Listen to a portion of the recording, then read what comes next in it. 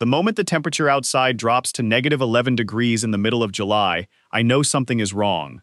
Not wrong like a weird weather report. Wrong like the sky itself forgot how to work. I'm standing on my apartment balcony in Denver, and frost is crawling up the railing in real time, spreading like a living thing, and my breath turns to fog before I even finish exhaling. That's the moment my phone starts screaming emergency alerts. That's the moment birds start falling out of the sky. And that's the moment I realize the nightmare I've been living every single night for the past 4 months wasn't a nightmare at all. It was training. And now the real apocalypse has arrived on Earth, and I am the only person on the planet who already knows how to survive it. My name is Eli Novak, and 3 months ago I was nobody. 24 years old, working nights at a hardware store, barely making rent, sleeping on a mattress on the floor because I couldn't afford a bed frame. My life was small, forgettable. The kind of life where nobody notices if you disappear for a week. And then one night, I fell asleep exhausted after a double shift, and I woke up somewhere else entirely. Not a dream. Not in the way dreams normally feel. Blurry and disconnected. This was sharp. Real. Cold wind on my skin. Gravel under my boots. A sky the color of a bruise stretching over dead gray mountains. I was standing in the middle of nowhere, and stapled to a dead tree in front of me was a single sheet of paper that read, "Build or die." I had no idea what that meant. Not yet, but I would. At first, I thought I was losing my mind. I pinched myself, I screamed, I tried to wake up the normal way people wake up from dreams, and none of it worked. The wind kept blowing. The cold kept biting into my fingers, and somewhere in the distance, I heard something moving through the trees that did not sound human. That's when the panic really set in. That's when I understood this place had teeth. I ran. Of course I ran. Wouldn't you? I found a shallow cave carved into a hillside, and I hid there until the sound faded. And I didn't sleep at all that first stretch, if you could even call it sleep. When I finally opened my eyes back in my apartment, gasping, drenched in sweat, my alarm clock read 6:50 in the morning, exactly the time I'd normally wake up. Like nothing had happened. Like none of it was real. Except my hands were shaking, and there was dirt under my fingernails that hadn't been there the night before. I told myself it was stress, overwork, bad instant noodles. I went to my shift, I stocked shelves, I came home, and I told myself I would sleep normally that night. I did not sleep normally that night. The moment my eyes closed, I was back. Same gray world, same dead trees, same sign nailed to the trunk. Build or die. That's when I stopped fighting it, and I started listening. Because here's the thing, nobody tells you about a strange world dropping you into a survival nightmare with zero explanation. Eventually, you either lose your mind, or you adapt. I chose to adapt. I spent that second visit exploring, instead of hiding. I found a stream. I found scraps of old, rusted metal, tools half buried in dirt, like someone had been there long before me and given up. And I found something that changed everything. A leather journal. Waterlogged but still legible, with one sentence scrawled across the first page in shaking handwriting. "Whatever you build here follows you home." I didn't believe it, not until I woke up the next morning and found a crude wooden knife sitting on my nightstand, the exact one I had carved out of a fallen branch the night before in that other world. I stared at that knife for 20 minutes straight. My hands wouldn't stop shaking, because if that was real, if an object could cross over from a dream world into my actual bedroom, then that meant everything I did over there mattered here. Every wall I built, every trap I set, every skill I sharpened, none of it was wasted. It was preparation. But preparation for what? I still didn't know. Not yet. So I started building. Night after night, I went back to that gray, freezing world, and I built. I want you to understand something. I wasn't strong. I wasn't some chosen hero with a glowing sword and a prophecy. I was a hardware store employee who knew how to read a manual and follow instructions. And it turns out that in a world falling apart, knowing how things actually work is worth more than any sword. I built a shelter first, just 4 walls and a roof made of scavenged wood and stone, barely enough to keep the wind out. Then I reinforced it. Then I dug a cellar beneath it to store food and water. Then I built traps around the perimeter. After the second night, I heard those inhuman sounds getting closer. And they kept getting closer. I never saw what was making those noises, not for weeks, but I heard them, a low, wet growling that didn't belong to any animal I knew, followed by a scraping sound, like something massive dragging its claws along stone. Every single time, my heart would drop straight through the floor. Every single time, I told myself, not tonight, please not tonight. And every single time, it passed by without finding me. Until the night it didn't. That night, the growling stopped right outside my shelter wall. I remember holding my breath so hard my chest ached. I remember gripping the crude spear I'd built out of scrap metal, hands slick with sweat despite the freezing air. And then something slammed into the wall hard enough to crack the wood, and I finally saw it, just for a second, through the gap. A pair of eyes, glowing faint red in the darkness, easily 8 feet off the ground. I did not sleep after that, not in the dream world, and not when I woke up shaking in my actual bed, with my actual heart trying to punch its way out of my chest. But here's the twist nobody expects. That thing, whatever it was, didn't break through. My wall held. Barely, but it held, because I'd reinforced it 3 nights earlier with iron scraps I'd found near an old broken-down structure to the east, something that looked disturbingly like the remains of a military outpost. That reinforcement wasn't luck, it was preparation, paying off in real time. And that was the first moment I understood something important. This world wasn't trying to kill me for no reason. It was testing me, teaching me, forcing me to get stronger, smarter, faster. Because whatever was coming after this training would require every bit of it. I should have asked myself sooner what exactly I was training for. I didn't. I was too busy surviving one night at a time to think that far ahead. That was my mistake. Or maybe it wasn't a mistake at all. Maybe there was never a version of this where I figured it out early enough to feel ready. Weeks passed, both there and here, and my life on Earth started changing too, in small, strange ways. My hands, once soft from years behind a cash register, started developing calluses that no hardware store job could explain. My reflexes sharpened. I caught a falling glass out of the corner of my eye one morning without even thinking about it, a reaction that would have been impossible for the old me. My coworkers started noticing. My manager asked if I'd started working out. My little sister Mira, the only family I actually talked to, noticed something different in the way I carried myself, and she wouldn't stop asking questions. Mira was 20 years old, sharp as a blade, and the one person who could read me like an open book. She showed up at my apartment one evening, with takeout and a look on her face that told me she wasn't leaving until I explained myself. "You've been weird for weeks," she said, setting the bag down on my counter like a challenge. "Weird good, but weird. You're not sleeping right. You've got scars on your hands that weren't there at Christmas. Eli, what is going on with you?" And I almost told her. I almost opened my mouth and let the whole insane truth spill out. Another world. A dying land, a shelter I was building brick by brick while I slept. But something stopped me. Call it instinct. Call it fear that she wouldn't believe me, or worse, that she would, and it would put her in danger somehow. So instead I lied, and told her I'd started training at a gym near work. She didn't buy it. Not fully, but she let it go. For now. And that "for now" would matter more than either of us realized, because 2 nights later, everything in that other world changed. I woke up in the gray land, same as always, ready for another night of reinforcing walls and hunting for supplies. And instead, I found the sky itself had shifted. Where it used to be a dull, bruised gray, now streaks of violent red cut across it like open wounds, pulsing faintly, like something enormous was breathing behind the clouds. The temperature had dropped even further, so cold that my exposed skin started burning within seconds. And the ground beneath my shelter had cracked, thin black fissures spreading outward like spider webs, glowing faintly with the same red light as the sky. Something was coming, something bigger than the 8-foot creature that had tested my wall weeks earlier. I could feel it in the air, a pressure that made my ears ring and my chest tighten, the kind of primal fear your body understands before your mind can catch up. That's when I heard the voice for the first time. It didn't come from around me. It came from inside my head, calm, almost bored. Like someone reading off a checklist. Convergence event in progress. Preparation window closing. Recommend immediate reinforcement of primary structure.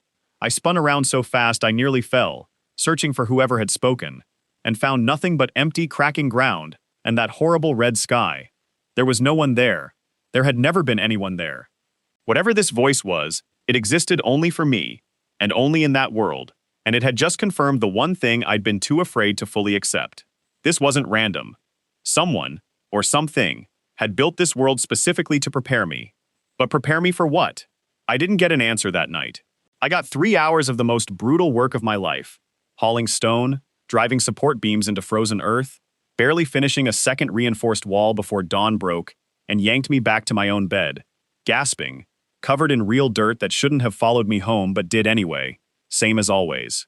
I went to work that day running on no sleep and pure adrenaline, and I nearly got fired for zoning out mid-shift, staring at a display of camping gear like it held the answers to the universe. Maybe it did. I started buying supplies after that. Real ones. Rope, tarps, water purification tablets, a proper knife instead of the scrap metal one I'd built by hand. My manager thought I'd joined some prepper cult. My coworkers started keeping their distance, whispering when they thought I couldn't hear. I didn't care. Something in my gut told me that gap between dream and reality was thinner than anyone realized, and every hour I wasted worrying about what people thought of me was an hour I wasn't preparing. Mira noticed the supplies piling up in my apartment before I even had a chance to explain them. She walked in on a Sunday afternoon to find a shelf of canned food, a water filtration kit, and a stack of thermal blankets taking up half my living room, and her face went pale in a way I'd never seen before. "Eli," she said slowly, like she was talking someone down off a ledge, "you need to tell me what's happening. Right now." And this time, I did. I told her everything. The gray world, the shelter, the creature with the glowing red eyes, the voice in my head that spoke like a system announcement. I braced myself for her to laugh, or worse, to look at me with pity, like her brother had finally cracked under pressure. She didn't do either. She sat down slowly on my couch, stared at me for a long moment, and then said the words that changed the entire direction of everything that followed. "I've been having the same dreams." My stomach dropped straight through the floor. Because if it was just me, that was terrifying enough. But if it was happening to Mira too, that meant this wasn't some personal curse or private punishment. That meant this was bigger, much bigger. And bigger meant more people were probably experiencing it too, scattered across the world, each of them alone, each of them thinking they were losing their minds, same as I had. We compared notes late into the night. Her gray world wasn't identical to mine, different terrain, a coastline instead of dead mountains, but the same bruised sky, the same cold, the same instructions carved into weathered wood. Survive or perish. She hadn't built as much as I had. She was scared, she admitted, scared enough that she'd been avoiding sleep whenever possible, running on caffeine and dread. That fear was going to get her killed if this thing was real, and by that point, I had zero doubt that it was. I made her a promise that night. I'd teach her everything I'd learned. Every wall, every trap, every mistake that nearly got me killed. Because whatever was coming, I refused to let her face it unprepared. That promise mattered more than I understood at the time, because less than 3 weeks later, I would need to keep it under circumstances neither of us could have imagined. The dream world kept escalating after that. The voice returned more frequently, always calm, always clipped, feeding me information in fragments. Threshold event approaching. Structural integrity insufficient. Recommend expansion of shelter capacity to accommodate additional survivors. That last part made my blood run cold the first time I heard it. Additional survivors. Not yourself. Survivors, plural. Whatever was coming wasn't going to be something I faced alone in a dream. It was going to be real. And it was going to involve other people. Real people. People I loved. I doubled down. I expanded the shelter until it was barely recognizable from those first crooked walls. Adding a second room. Reinforcing the roof against whatever weight the sky might eventually drop on it. Stockpiling every scrap of food and clean water I could scavenge or trade for.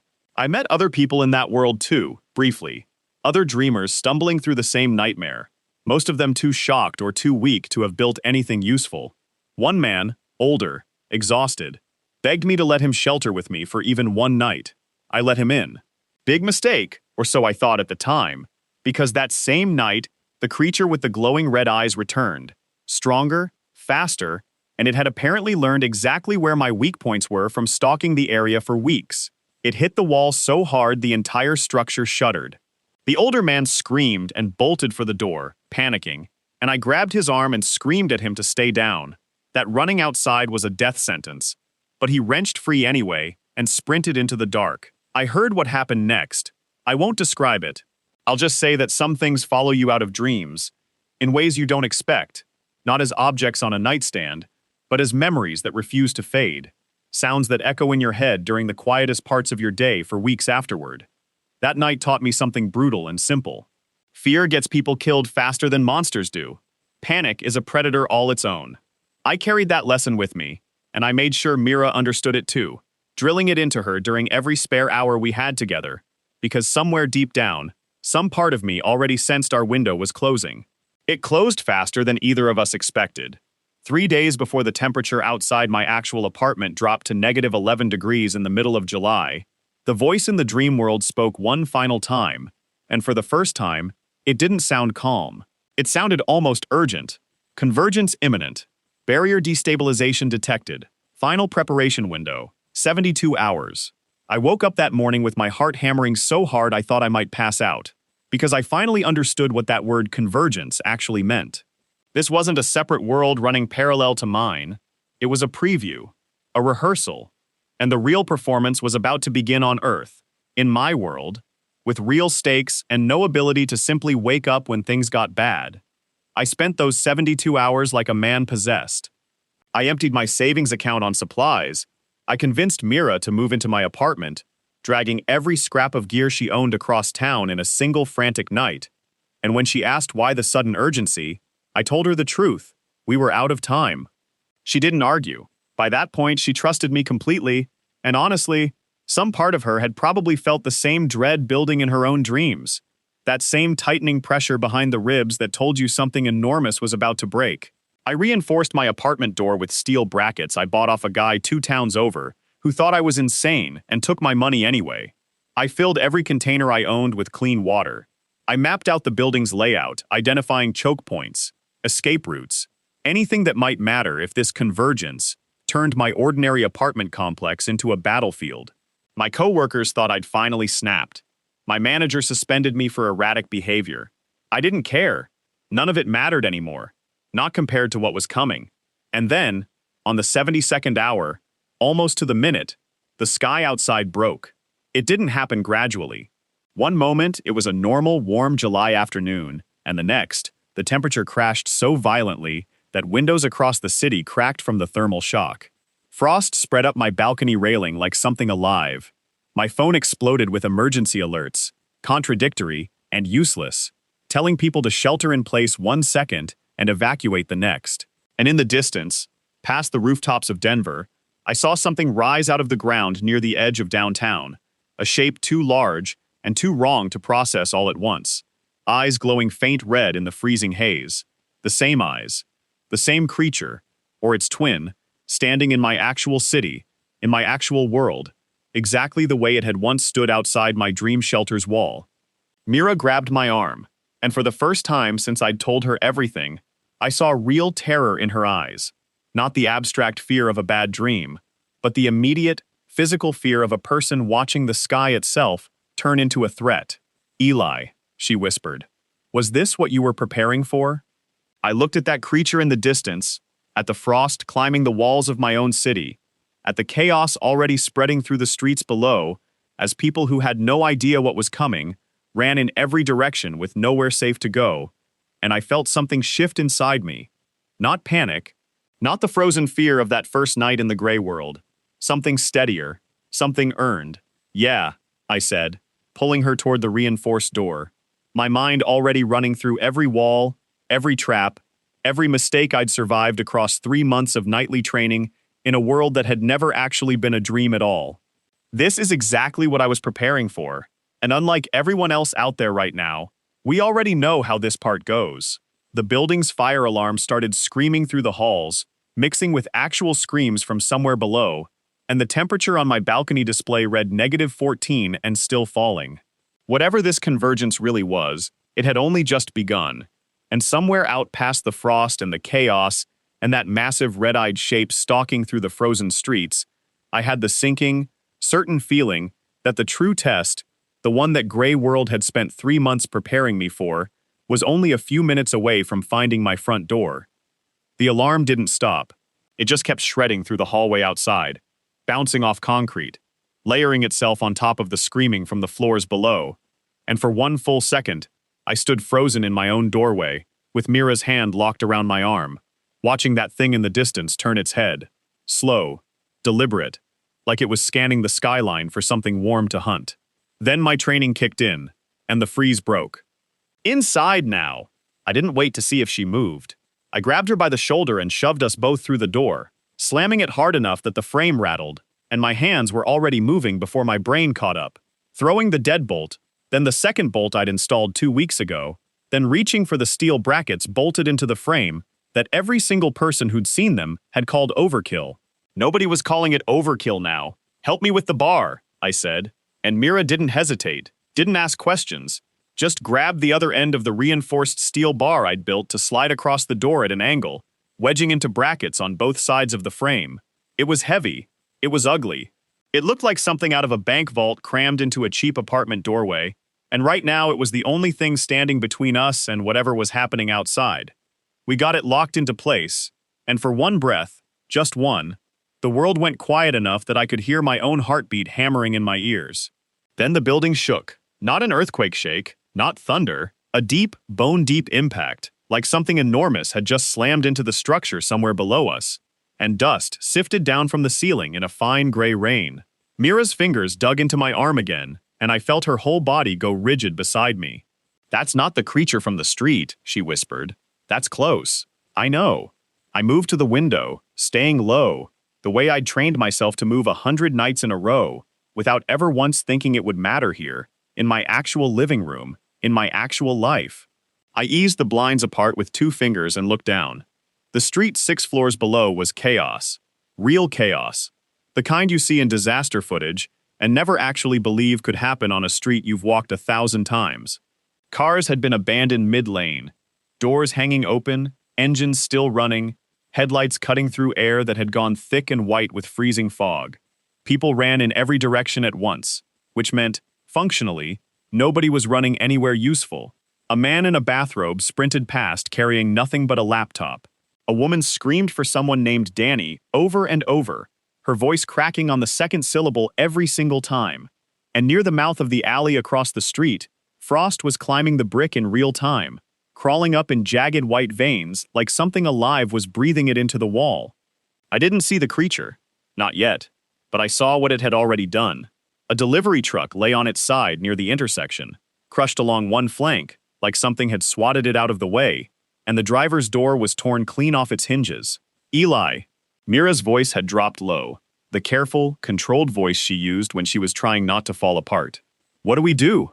I thought about that question for exactly as long as it took to remember every single night I'd spent answering a version of it in a colder, grayer place. "We do what I taught you. We hold the position. We don't panic, because panic gets people killed faster than monsters do. We check every point of entry, we ration what we've got, and we wait this thing out until we understand what we're actually facing. And if it gets in, it won't." I said it with more certainty than I had any right to feel, but certainty was the only thing keeping either of us upright right now, so I gave her all of it. This door held against something in the gray world that could crack solid wood like a twig. I built it to hold.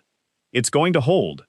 She nodded, slow, like she was forcing herself to believe it, because the alternative was unbearable. And then she moved past me toward the kitchen without being told, checking the water containers, the food shelf, running her hands along the sealed gaps in the window frame the way I'd shown her a dozen times in this very apartment when I thought I was just being paranoid. Watching her do it without hesitation, without me having to explain a single step, hit something in my chest I didn't expect. Fear, still. But underneath it, something steadier. Pride, maybe. Or relief, that the promise I'd made her wasn't empty. That's when the pounding started on the door. Not knocking. Pounding. 3 heavy strikes that shook the steel bar in its brackets, followed by a man's voice, rough and clipped, and edged with something between command and desperation. "Open the door. I know you're in there. I heard the bar go up." Mira froze mid-motion, a water jug still in her hands, and looked at me with wide eyes that were asking a question I didn't have a good answer to. I moved to the door, keeping my voice level even though my pulse was doing anything but. "Who is it?" "Warren Castillo, Unit 4C. I've lived across the hall from you for 2 years, kid. You know exactly who I am." A pause, and then something in his tone shifted, sharpened.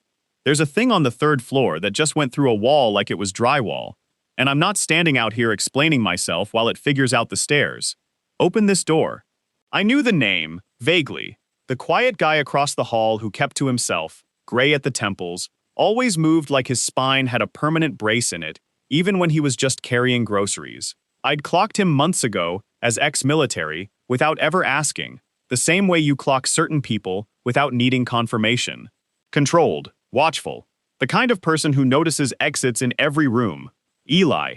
Mira's whisper carried real urgency now. If that thing's on the third floor, I know.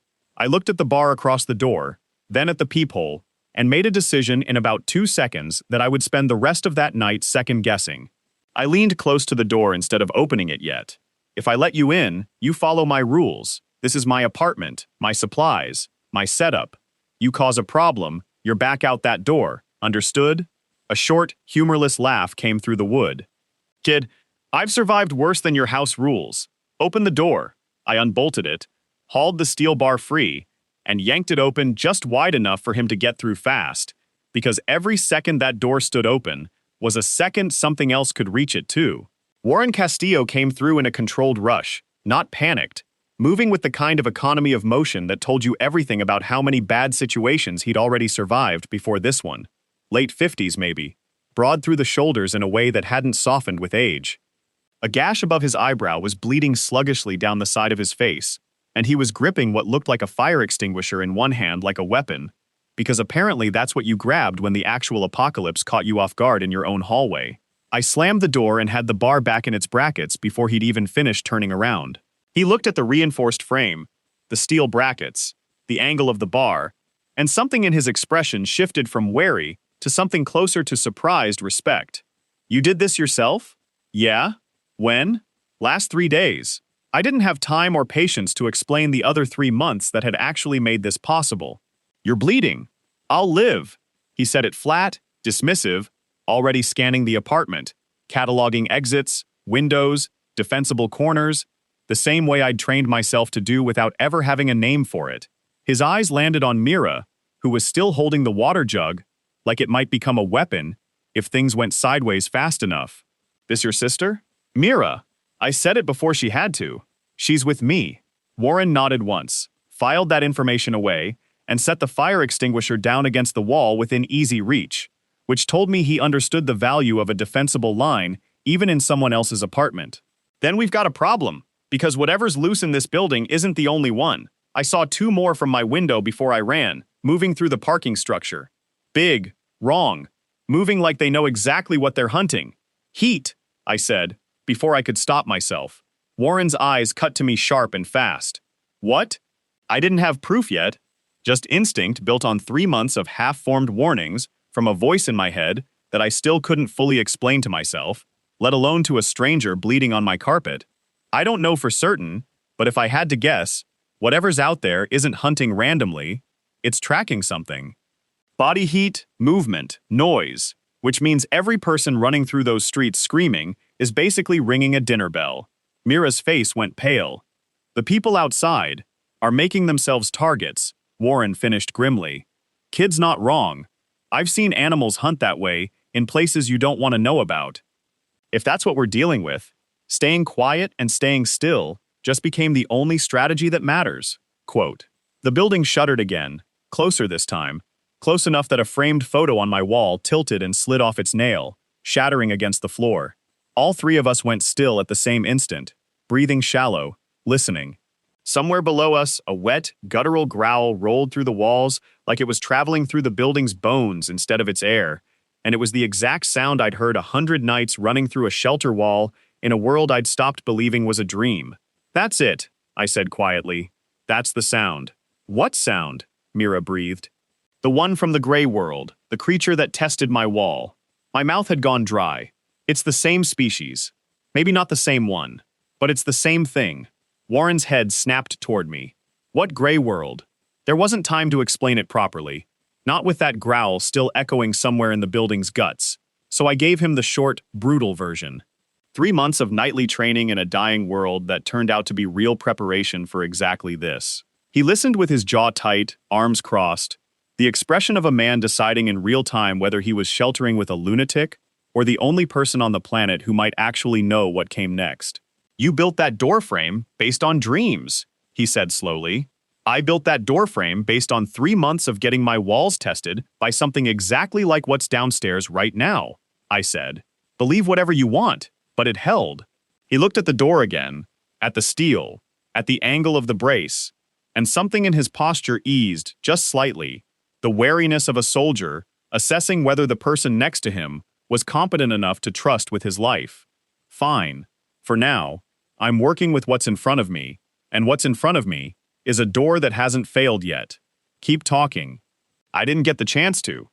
The growl came again, and this time it was closer, and this time there was a second sound layered underneath it, the unmistakable scrape of claws dragging across concrete, slow and deliberate, moving up the stairwell. It's coming for the floors, Warren said, voice dropping into something clipped and tactical. We need to kill the light and the noise. Now I was already moving. I hit the main light switch, plunging the apartment into the gray, frost-pale glow filtering in through the blinds. And Mira, without a word, without needing instruction, dropped to the floor beneath the window line, exactly the way I'd drilled into her during every single practice session she'd once rolled her eyes at. Warren clocked that movement, clocked how fast and clean it was, and I saw something register behind his eyes. Not just approval, reassessment. We held there in the dark, 3 bodies pressed low, breathing slow and controlled, while that scraping sound climbed floor by floor outside our walls. Every few seconds it paused, and in the pause I could hear a low huffing, almost like scenting, like something testing the air for a trace of exactly the kind of warm, frightened, breathing thing we were. It reached our floor. The scraping stopped directly outside our door, and every muscle in my body locked so tight it ached. I could feel Mira's breathing beside me, shallow and controlled, but not silent enough. Not silent enough for something built to hunt by heat and sound. And I reached over in the dark and pressed my hand flat against her sternum, a signal we'd practiced without ever expecting to need it for real. Slow it down, match mine. She did, and her breathing evened out just enough. Something huge brushed against the door from the outside. The wood groaned, the steel bar held, but the whole frame shuddered under the pressure, and dust sifted down again from the ceiling in a fine gray veil. Warren's hand had gone to the fire extinguisher, silent, ready, and I realized with a cold drop in my stomach that if that door failed, a fire extinguisher and whatever kitchen knives I owned were not going to be enough. The pressure on the door eased. The huffing sound moved, shifted, drifted a few feet down the hallway, toward Warren's own apartment, toward 4C, and for one horrible, guilty second, I felt something like relief that it wasn't my door anymore, immediately followed by the sick understanding that Warren had left his own place unlocked in the panic of getting out. My door, Warren breathed, barely audible. I didn't lock it. Don't move, I whispered back. If it goes in there and doesn't find anything warm, it might lose interest. We waited.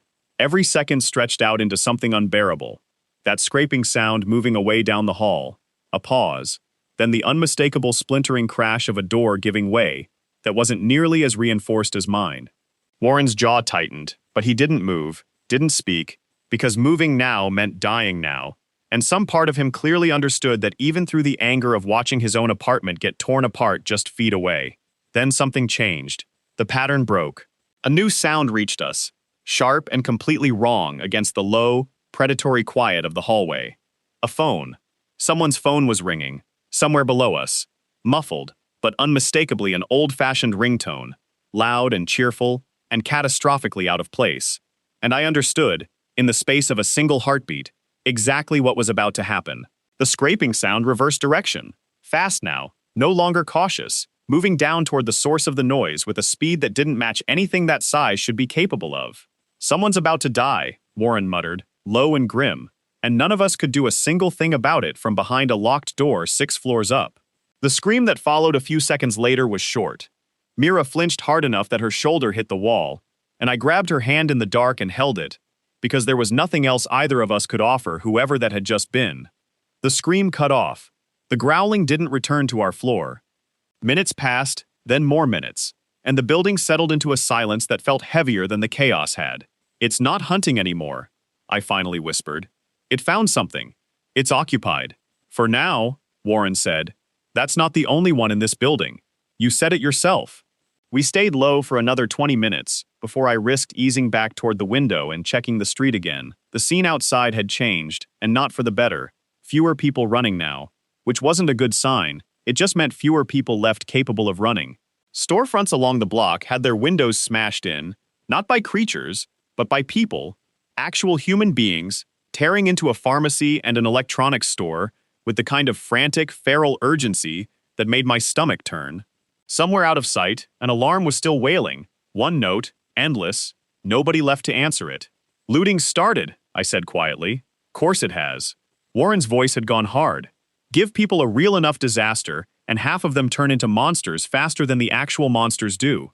I turned from the window and looked at the room, at Mira's pale, determined face, at Warren's steady but exhausted posture, at the steel bar across my door that had held against something that had torn through solid concrete like paper, and I felt the shape of the next several hours settle over me like a physical weight. This wasn't going to end with one creature moving on. This was the first night of something that was going to keep testing every wall we had, every plan, every ounce of preparation I'd spent 3 months earning in a place none of them had ever seen. "We need to check every point of entry in this apartment," I said. "Windows, vents, anything bigger than a fist-sized gap.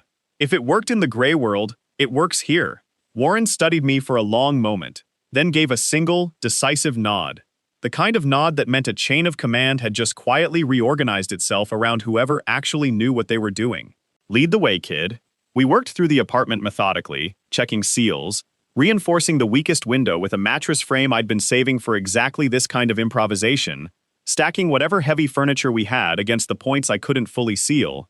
Mira moved beside me the entire time, not flinching, not freezing, executing every instruction with a steadiness that would have been unthinkable from her even a month ago. Warren caught it too, watched her drag a bookshelf into position without being asked twice, and something in the set of his shoulders eased another degree. "She's been training too," he said, not quite a question. "Every spare hour I could give her," I said. "It wasn't enough time. I know that, but it's more than most people out there have right now. It shows." He said it simply, no flourish, but coming from someone who'd clearly spent a career deciding in seconds, who was reliable under pressure, it landed heavier than a compliment usually would. The temperature kept dropping. I checked the display on my balcony thermometer through the gap in the blinds, and watched the number tick down another 2 degrees in the span of 20 minutes. -16 now, and climbing in the wrong direction, with a speed that had no natural explanation. The heating in the building had died sometime in the last hour, the pipes groaning as the pressure changed, and I could already feel the cold beginning to seep in through the walls despite every seal we'd checked. "Infrastructure's failing," Warren said, watching me read the thermometer. "Power's still on for now, but water pressure's already dropping. I checked the tap before I ran for your door. It's a matter of time before all of it goes." "Then we ration everything starting now," I said. "Water, food, heat. No exceptions, no matter how bad it gets." Mira spoke for the first time in a while, her voice steadier than I expected. "What about people?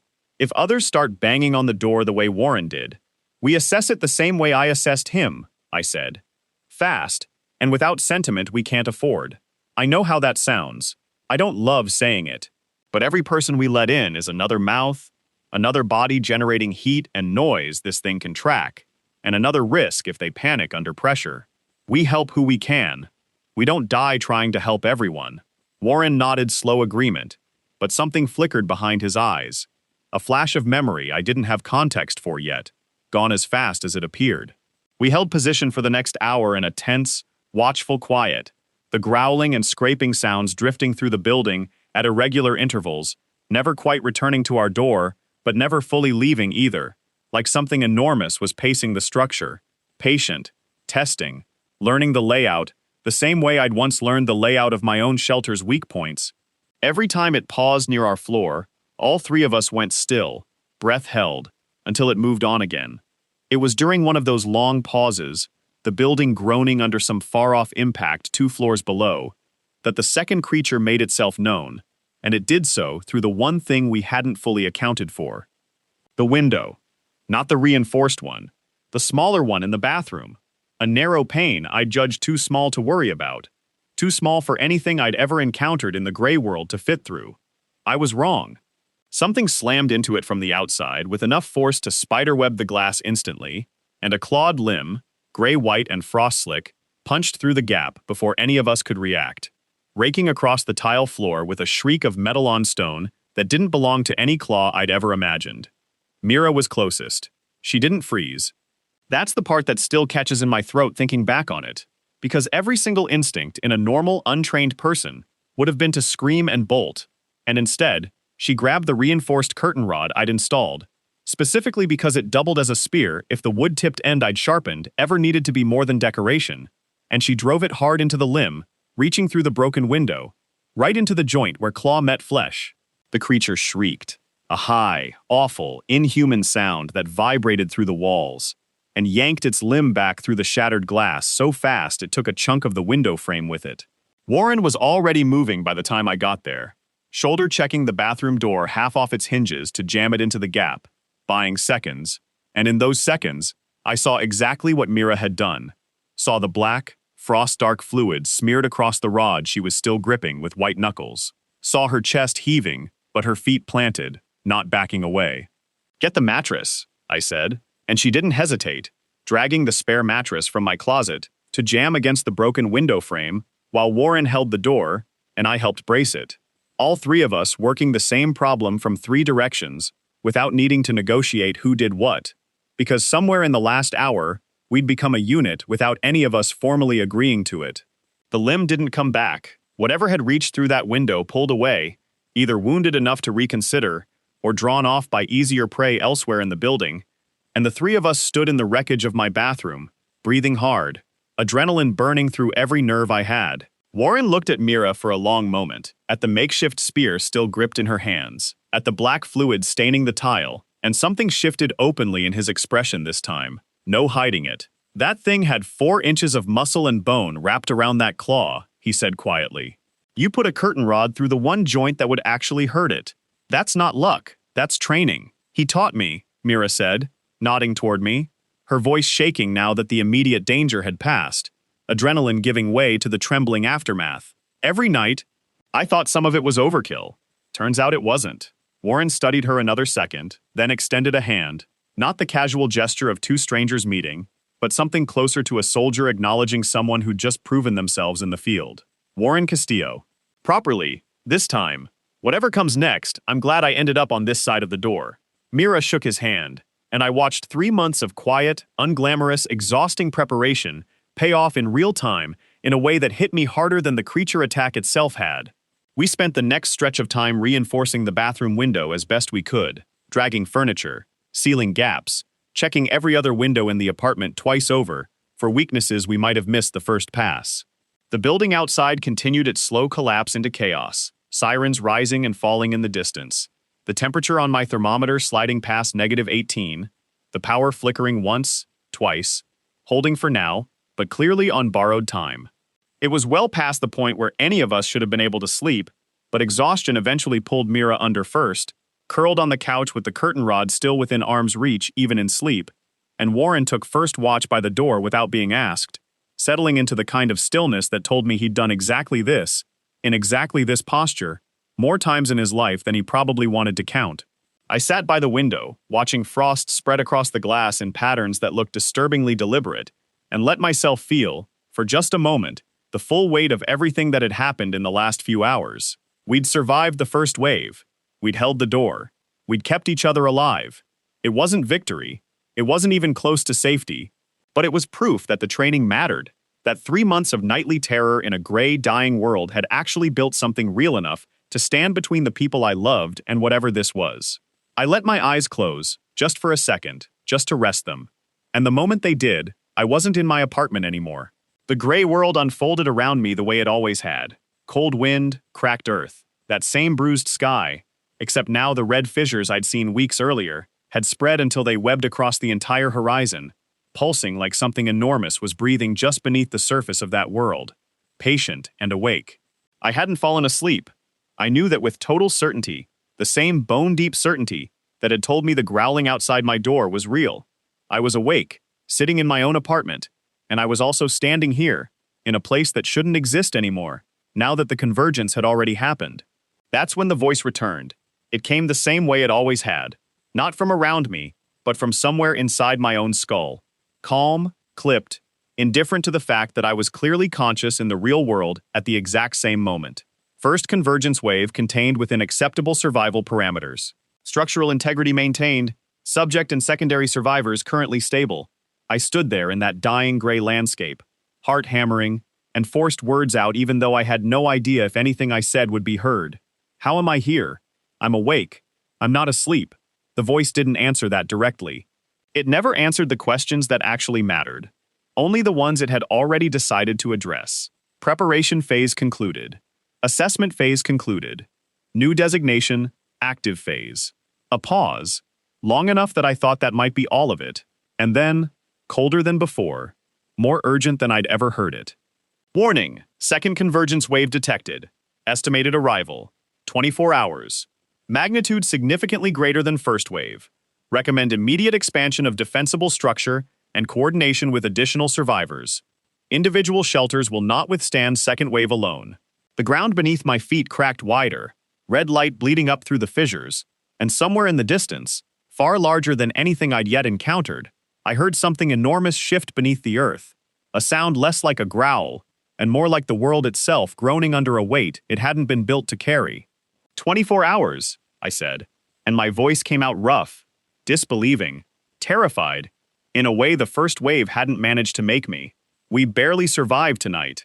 The voice offered no comfort. It never had. Then I suggest you get stronger.